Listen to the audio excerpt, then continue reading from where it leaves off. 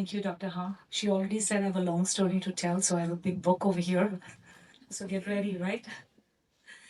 Thank you so much to the organizers, Dr. Ha, and anyone else involved for the opportunity to present here today and hear some amazing, inspiring stories. As I was hearing you, I could literally visualize my son standing here and talking about his story if he had to tell one.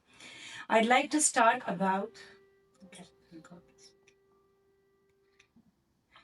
I'd like to start by how I came to Toledo. Like every immigrant, my journey has been of both challenge and hope. I came to the United States in 2000 with my husband and two sons, fully expecting to return back to India after 2 years. This picture here is as we stepped out of the plane, and my husband was there to take a picture for us.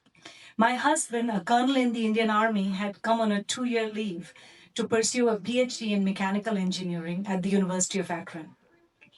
Once here, I joined him as a student as well, enrolling in a master's program in family and consumer sciences. Those 2 years as graduate students changed everything.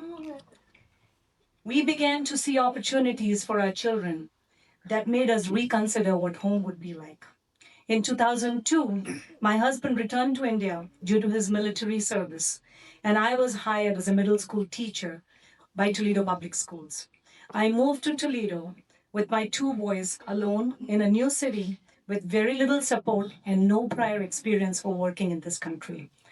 The next 5 years as a single mom with two teenage boys were extremely challenging.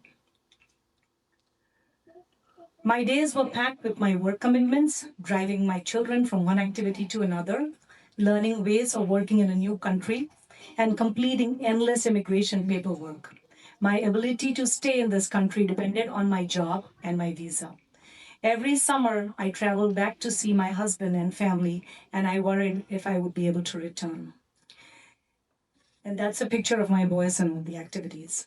In 2007, my husband was finally able to join us, and we began to rebuild our lives together here in Toledo. It took us 15 years to go from work visa to green card and finally to citizenship, but every step was worth it.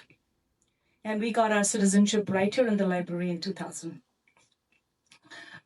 Presently, I serve as the assistant principal in a highly ranked magnet high school, where I have the opportunity to make a difference in the lives of many students. My husband runs a home care agency, a stark contrast from his previous engineering career in the Army, where he serves the community by providing care to seniors and employment to many. Our sons, who were once the reason we took this leap of faith, are now successful engineers. One running his own company in software, and the other one working in a leading healthcare management company. Recently, we also celebrated another joyful milestone as our older son got married, welcoming a wonderful daughter in law into our family. And that's their picture from the Indian wedding and the Christian wedding, both.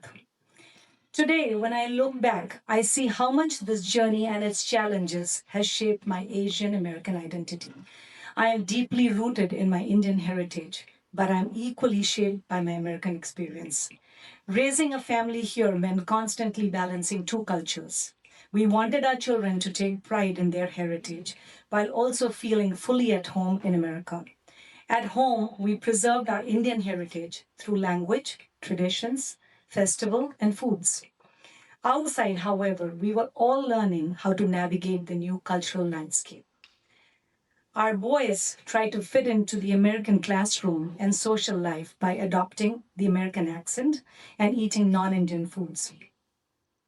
Over time, they adapted remarkably well, learning well to move between the two worlds, switching accents when they were at home and when they were with their friends.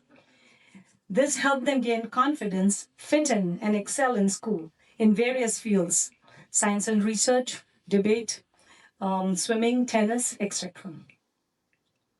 For me, being possibly the only Indian immigrant teacher in a large urban school district often felt isolating in the first few years. Simple things like introducing myself became moments of adjustment. My name shifted from Vandita to Vandita to fit the American year. I often found myself explaining my background and answering curious questions about India, like when the seventh grader asked me if we rode in elephants to school. You know what my answer was? I said, we just parked them outside. During those years, I received tremendous support from the school staff and students. The picture of my students working together on a large project up here beautifully captures the sense of connection and belonging we built with one another. While I taught them English and family and consumer sciences, they helped me understand American culture and, yes, even change my pronunciation so my seventh graders wouldn't laugh at me. At first, these experiences felt isolating. Over time, however, I began to see these moments as opportunities to share my story and foster understanding about cultural differences.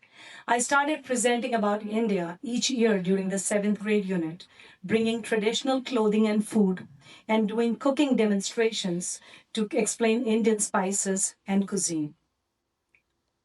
This picture over here shows the seventh grade teachers all dressed in Indian outfits when I did a presentation. As an English teacher, I explained how differences in pronunciation and meaning can affect understanding. And I'm drawing this from my own experience. The word gum in the US means a chewy sweet, while in India, gum is derived from the word gond and refers to glue.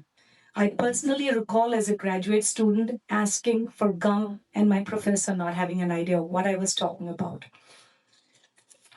Over the years, I expanded my work beyond the classroom by presenting on various aspects of India at state and national conferences, including serving as a keynote speaker as shown in the pictures above. I also taught a course on Indian textile arts at the University of Akron. As you can see, the staff and students enjoyed wearing Indian outfits and dressing in Indian attire. I believe that by sharing my culture, I enriched not only my own life, but the broader community.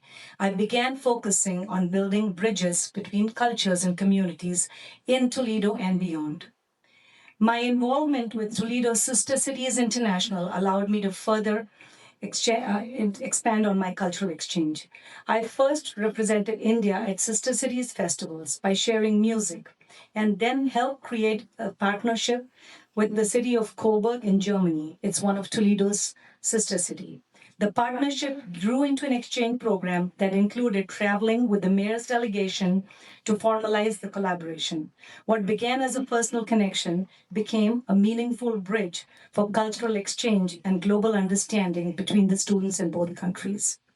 None of my efforts to share our culture and adapt here would have been possible without the Hindu Temple of Toledo. The temple has been the cornerstone of our religious, cultural, and social life, helping us build community and share traditions more widely. For over 25 years, I've performed and organized music events and taught Indian classical music to adults and children, many of them born here, using music as a way to pass our culture, language, traditions to the next generation. To me, this is what the American dream looks like. It's not just about personal success, but the ability to grow, contribute, and give back. What began as a journey marked by isolation in a new unknown country for me has grown into one of connection, purpose, and belonging. Toledo is where I learned that belonging isn't about choosing one's identity, it's about embracing all of them. And it is the place where my story continues to grow. Thank you so much.